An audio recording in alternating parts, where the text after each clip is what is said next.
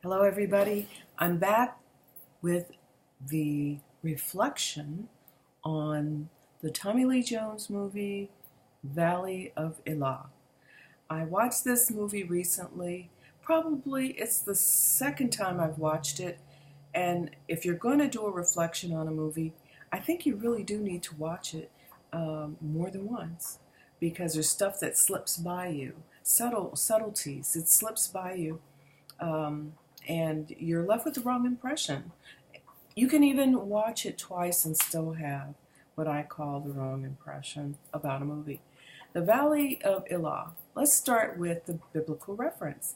The Valley of Elah is essentially the place where David and Goliath had their famous battle, where David put on Saul's armor, put a rock in a slingshot, and killed Goliath and beheaded him.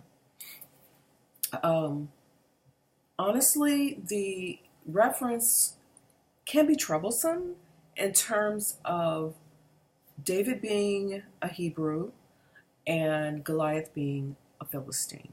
Some people believe that the Philistines and the Palestinians are the same people.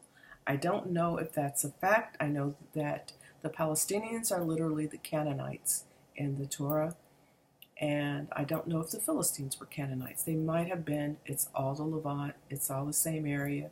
So we need to kind of keep that in mind that we're looking at a confrontation in Iraq, an Arab inhabited space. And of course, it's the language that dictates what we call people. Because they speak Arabic, we call them Arabs. But there's another designation for them besides what their language is. Um, so in this case, I think there is a being referenced is their religion, which is Islamic, and the religion uh, of the opponents are Christians who have a Judeo-Christian background. It's all kind of really subtle, but I think it makes sense once you start to tease it apart. At any rate, so we have this movie, and I am not real, as you've probably noticed if you watch my videos, I'm not real good at recalling some details. Paul Haggis is the director. He also wrote this screenplay. Tommy Lee Jones, Charlize Theron, James Franco, Barry Corbin, who was one of my favorite character actors, a Texan, just like Tommy Lee Jones. That's why the accent is. This is something about a true Southern accent that I love. I mean, sometimes people have to learn how to do Southern accents for parts in movies, and it's just not. It doesn't ever sound right. When people are true Southerners, there's more than what goes on in the mouth, but it is how you carry yourself, how you use your eyes and words, how you use your body and words. It is not just accent. Okay. I don't even try a Southern accent because I don't have one, didn't grow up Southern. I grew up the offspring of people who lived in what was then nominally the South, which is Missouri. Nominally, at some point, Missouri was on the side of the South in the Civil War. Is it a Southern state? I see it as Midwestern, although many Missourians have Southern accents. But we're right next to Arkansas, and, there it is. So, you can get that. But getting back to the Valley of Elah.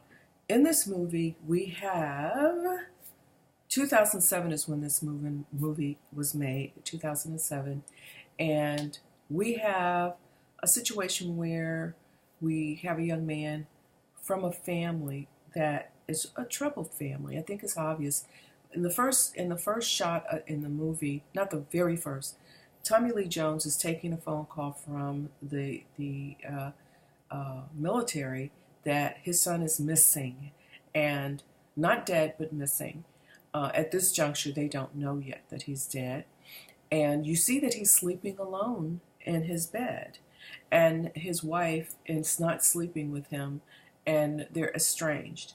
You find out also later that his other son, they had two sons, died in a military accident. And now we will find out later that his second son is also dead, but not in an accident, in a very horrific murder. Um, Excuse me. I know I fiddle when I talk, and that's my nervousness. Sorry. Um, so I'm looking at Tommy Lee Jones in this part, and I know everything is scripted, and I know everything is directed according to the director and how he sees this unfolding, and how he's telling the story. But as a viewer, I see a movie a couple of different ways. I see it through the lens of a black woman, number one, always, always, always. And number two, I see it as a woman, not just a black woman, but as a woman. And I see it as a person who has experienced a great deal in this life, and including working for the military, um, and having relatives who've served in the military. So at any rate, his son apparently is someone who he doesn't really know very well.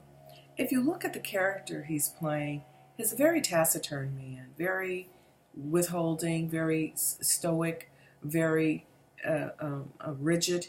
They show him in the motel room. I'm jumping a little bit ahead, but it's okay. You know, very military still, polishing his shoes, lining them up, changing the linen on the hotel bed, which I learned to do when I worked for the government, because we all know that hotel room coverlets are filthy. Because guess what people do? They get unclothed and they sit on everything, and they sit on the top of the bedlets, and they were tested by public health departments and they had a lot of E. coli on it. What does that tell you? Take them off. Don't sit on them. So at any rate, we see that he's a rigid man, locked into his militaristic lifestyle, where rigidity, by the book, just someone who is very gray. You know, if he was a color, he'd be gray, not even quite black. So we see him taking off when his son comes up missing. It's unusual for someone to come up missing in the military.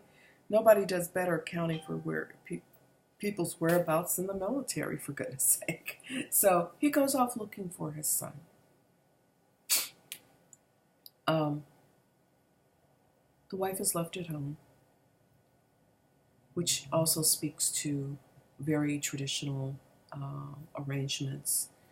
She's left out of this. You know, that's her son too, but she's left out of this search.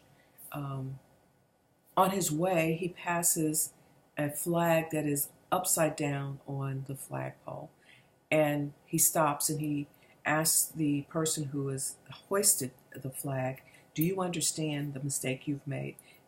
Upside down is a signal for distress. It doesn't say who's going to respond to the signal, because that part we've never had to experience. I guess the National Guard or even our own military should respond if it's true that flying a flag upside down is a distress signal. Maybe it's a distress signal just for that town or just for that building, because certainly if we needed to fly a distress flag, we should be flying it right now. The country's in trouble. The world's in trouble. So this movie was post 2001 by 6 years, and as you probably know, like I know, because I am on social media, people just still are very entertained by the conspiracy theories around 9/11. We ended up in Iraq fighting a war we shouldn't have been fighting, based on bad intel, or even confusing intel, that there were weapons of mass destruction in Iraq. Well, there wasn't. We went to war anyway. How many lives were sacrificed for this? How many of these young men come back and believe they're war heroes because they went to a war we shouldn't have been fighting? What I'd like to see is the day where these young men are independent thinkers It's like if you want to go to war, then go to war with an open mind, knowing that this is not something that's sanctioned by this nation or the world, that you're going out there on a very unsupported action, and that you need to take responsibility for it individually. Uh, Unlike World War II, where we were fighting fascists, this particular war is very was very confusing and hard to support for a lot of people. And so here we move in the movie into this young man who is following the family pattern of serving in the military, kind of like a mindless kind of thing. It's just like, well, my dad did it, my brother did it, so now I have to do it, or I'm not a man, or I'm a shirker, or I'm a person who lacks fortitude and courage, so therefore I have to go to prove myself, even though it may not really be in me to be a soldier. And a soldier is more than a warrior, correct? I would think so. So at any rate, this young man, who may not even be suited for the military, enlists, and he goes off to the Iraq War. Troubling things come out in the cell phone footage of him in Iraq about his personality. He seems like someone who is very troubled. The piece of the film where he's torturing the Iraqi by sticking his finger into his wound is very disturbing, very troubling. What does that say about this boy? It says loads, loads. But then they show him doing the one thing he is absolutely not supposed to do, and that is stopping the convoy because he ran over a civilian. And they're told, don't stop for anything. And he does, because he's concerned about the little kid. Then you show him tossing a football with a group of Iraqi kids, and he's boasting about, oh, they're going to see what American football is like, and the kids run off with the football, which, yeah, who cares? It's a football. It's not anything special. And he's pretty upset about it. But we keep getting these glimpses that he's kind of got like a borderline personality disorder thing going on here. He's clearly a troubled young man, to the point where his friends don't even like him anymore. I guess one of the things that we're seeing is like when someone doesn't appear to be trustworthy, someone who's like uneven in their behavior, could you trust them with your life? That's what it boils down to. Can I trust you with my life here in this scary, horrible place? And I guess it boils down to, in his case, his friends lost trust in him and hope in him. And maybe that's not where he was aiming, but that's where he ended up. So his father, while we're piecing together who he is, his father's piecing together who he is. And he's getting some surprises. But what I don't find convincing with the performance of Tommy Lee Jones is that he accepts that his son had these issues, and that his son was not perfect, and that his son used drugs and did all the things a lot of these other young boys do. They go into the military very young, 18, 19 years old. If they were still in the States, they'd be smoking weed and doing stuff. And of course they're going to do it over there. So we have this issue where I'm not convinced that he looks like he cares about his son. It's almost as if he is competing with the military. Like, they're in it. Let me go and show them how to do this. I think he was also challenged by the female police person, Charlize Theron, an actress I have a little trouble with because she just doesn't have... Okay, this sounds really strange, but I'm going to say it. She's just very plain. She's tall, skinny, and very plain. She's beautiful in her way, but compared to some actresses, she's just very plain. I just didn't like her in this role. I think sometimes they do the go-to thing, and rather than thinking, say, of a Hispanic actress or a black actress or even an Asian, they just go straight back to the stockpile of white actresses, and they throw them in these parts, whether it fits or not, whether they can deliver or not, and that's what we're stuck with in this movie. I sort of got tired of her. I wasn't sure if she liked her job or didn't like her job, or and she does mention at one point, "This is not my career. This is my job." So that tells you a lot. She looked like she didn't like the job. I wasn't so sure either about the woman who came in complaining about her husband drowning the dog. Uh, I was trying to figure out, where does that fit here. I'm still figuring that out. I know that later she was, pardon me, she was found drowned. So I guess it's saying people have all these hidden working parts, and we can't ever assume we know who somebody is, because the person we think is just acting out or having a bad day could be exhibiting some very troubling mental behavior that needs to be addressed. And so often we do miss that, because either we're just a society that don't really care about people, or we're a society that are full of idiots. I don't know. So if you ever watch the news, you see these things where people have had baby after baby after baby, and no job and no income and no education. And hospitals have discharge planners, and they have psychiatrists and social workers, and they don't do anything to stop it. It's like, can I get you into some parenting classes? Can I get you some social service visits so that we can talk about birth control, parenting, and all this other stuff? Maybe they do that, and maybe these people are just, having issues that unfortunately can't be addressed with the resources that we throw at it. That's a fact. Getting back to the movie, though, Charlize Theron, to me, wasn't convincing. I just don't like her as an actress sometimes. She was in Hancock with Will Smith. She was entertaining. I like the fact that because of her stature, she's convincing as the powerful woman who could be a supernatural being. Yeah, yes, I was convinced of that. She's just a little too tall and too big. Okay, I'm just gonna say it for me.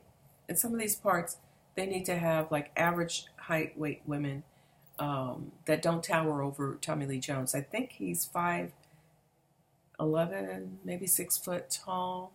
Sometimes he doesn't even look 6 feet tall, but that's okay. I like him whatever his height is. Absolutely. The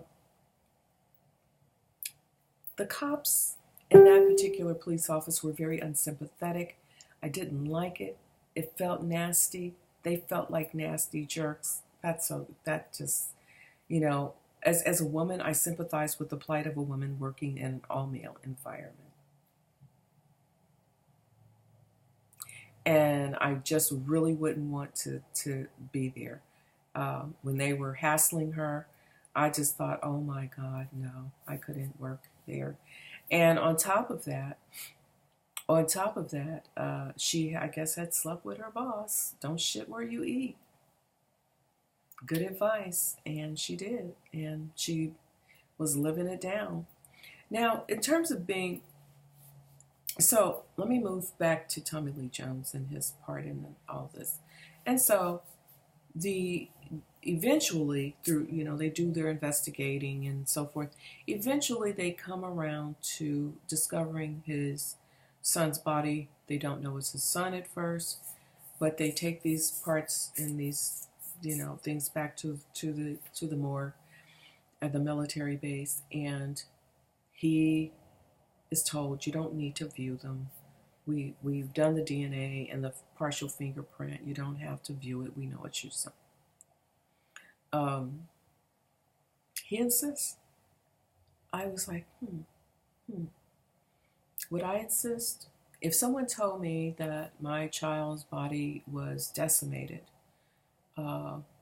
I really could not look. Now, I'm so sorry. There's probably people that say, oh, that's my child. I brought them into the world. I have to, see how they went out. That's like honoring them. And this is, but here's the thing. The minute you see that, smell that, the whole surroundings, that's with you for the rest of your life. The rest of your life. There won't ever be a time when you can close your eyes and go to sleep and not see it. Don't you owe yourself and the other members of your family the peace of mind of saying, I know that that's my child, and we will give that child as much dignity and love as they deserve. Viewing how they died does not change that. In this movie, they let us see the handiwork of these criminals. And I wasn't convinced that was good for me either. Somehow there's this idea that if you view gore in a movie, on television, that it should not affect you because, oh, don't you know, it's just make-believe. No, no, no, no, no. When I see it, it's always real. There's a part of my brain that doesn't know it's not real. I don't care how much talking I do to myself. There's a part of me that looks at something like that and says, that bothers us. That's not good. That's not good. And we should not hammer away at our natural disgust of seeing human remains. We need to let that remain intact. We are chipping away at our civilization. We are desensitizing ourselves to the things we naturally don't want to see or partake in. Video games where people are yanking spines out of. Oh, come on. Come on. What are we doing to our children? What are we doing to ourselves? What are we turning into? I don't need to see that. As a parent, heavens no. And when the mother insists on seeing it, and she stands there, and she goes, is that all of it? There's a movie I saw a while back. It's called Sankofa. And it's a movie about Africans brought to the New World in the South America, in the cane fields of South America, where so many died, were worked to death. So many slaves were worked to death, beaten to death in the cane fields of South America. And this woman's son was murdered by a white man, Portuguese, whoever he was. And she was reeling. She did, I mean, of course she saw his body. But she did something that I thought well scripted for independent film, well acted by an actress nobody ever heard of, will ever see again, a black woman in Brazil who spoke Portuguese. She said, my womb. You see, this is the reality of the impact of a death with a woman. If a man's writing a woman's role, he doesn't get that. I have heard this from other women who have lost children, that they feel pain in their wombs. You know, it's not cerebral. It may not even be in your chest, but it is not even stomach, gut, visceral. It is womb pain. Not uteral pain, womb pain. Womb carries a whole different connotation than uterus. Uterus is so scientific and so neat and clean. Womb gives you the feeling of a place that nestles and nurtures a infant that you made with your love, you know, and that to have something that your body worked on and took care of and kept for 9 months, to have someone dishonor it and kill it and dismember it, and you can stand there and say, oh, is that all of it? Woman, no.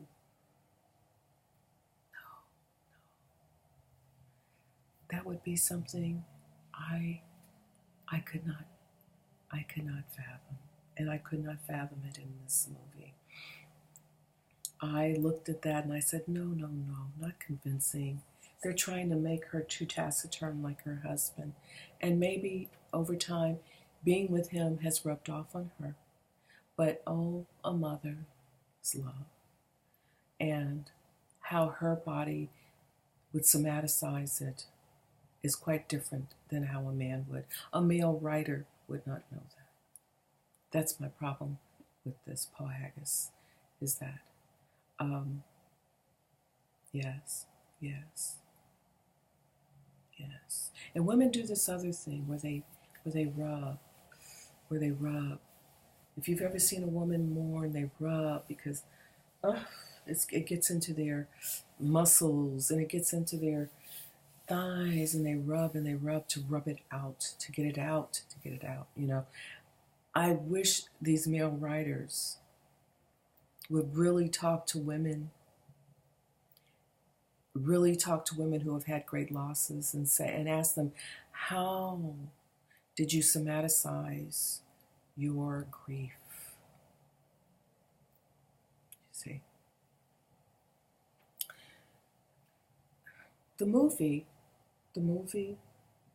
was dark. I didn't see a resolution in this movie.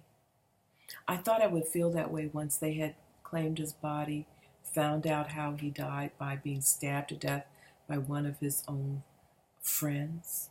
How grievous. What does war do to these boys? What does war? This should have been more of a statement about war, but I think it was more about Hank. It was more about Hank. And Hank was undecipherable. You couldn't tell who he loved and why. You couldn't tell how deep or how shallow it was. When he met with his friend, who was played by Barry Corbin, Barry Corbin seemed animated and happy and warm. And on the other side of the table, Tommy Lee Jones is lost. He said, I called you at the base. And he looked at him, he says, but I retired 15 years ago. And then I'm left feeling like, wait a minute. Wait. How could Tommy Lee Jones not know that this man retired? Are we seeing the beginning? Is the writer telling us that Tommy Lee Jones is grieving so much or is so caught up that he doesn't remember his friends gone from the base or whatever it is? I wasn't sure what was happening there, so there's that.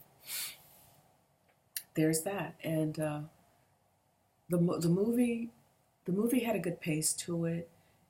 It had a pretty good rhythm to it. I always loved Tommy Lee Jones. I just think he's incredibly sexy no matter what he's in. I know he's aging out of a lot of different things. He's always had a beautiful body, and he uses it very well in terms of moving. It may be from horseback riding. I don't know, where he's got a balance in his body that's obvious. I can see it at any rate. But I often see things other people don't see. I also see that he favors, I think, his left leg. And I think I'm ignoring my phone because then I'd have to do this all over again. I think he favors his left leg. I'm not sure what sort of injury he had, but I don't want to think that perhaps that he broke it and it didn't heal well, or it was a very severe break. There was nothing in the news about it. But I've seen in several films where he favors that leg and where he has learned to use his body in such a way as to disguise it. I don't know what it is. And I'm a nurse, but that doesn't tell you a whole lot. So anyway, summing it up, summarizing, I liked the movie. I had some trouble with the movie. Perhaps it's just me as a woman who prefers not to have so much gratuitous, graphic stuff in a movie. I see things through a woman's lens, through a black woman's lens, and with that in mind, I have a problem with a lot of movies made in Hollywood that forget that black people exist. And yes, there was a black man. Quite often you will see black men in most movies these days, but you don't see that many black women. Yeah. And on a lot of, well, this is an observation, a lot of Tommy Lee Jones movies, he will have black women in them where other movies may not, but they're always unattractive, almost always, except for Shirley Ralph, who was like knocking them dead in his most recent film with Morgan Freeman and Rene Russo. Shirley Roth brought it. She brought it. She was sexy. She was articulate. She was gorgeous. What can I say? She just needed to have been the love interest in that movie. And Hollywood disappoints again because they're just not, they haven't got over their fear of interracial relationships on film. And shame on you. That's so old. Loving versus the state of Virginia or whatever it is kind of nonsense. Get past it, Hollywood. Make some good films, cast them right, and you'll find that you won't have to rely on disgusting images of people's bodies to get a rise out of the audience. The Valley of Elah, it's a good movie. It tells a good story. I have some problem with the casting. I have some issues with the character of Hank. I would have liked to see more positive emotions out of this man, but I think he was supposed to be a racist. In the time of Trump, who wants to see more racism? Not me. I think it needs to be watched many, many times. Maybe there are layers, and maybe I've only reached 2 of the layers, but I'll watch it again. I'll watch it again. Thank you for watching my videos, and I really appreciate you guys. Share them if you like them. Comment if you wish. I have set the comment section so that there can't be anything negative. I take care of myself that way. I also take care of YouTube that way. Trolls are not welcome, and ugly people with ugly words are not welcome. So, but in other words, you can certainly comment and enjoy. And I love movies. I love Tommy Lee Jones. I'm binge watching Tommy Lee Jones movies, and I'm having a ball. I'm having a blast. I'm a little more broke, but that's okay. We got to spend our money somewhere. Okay, so you guys have a great night. Okay, take care.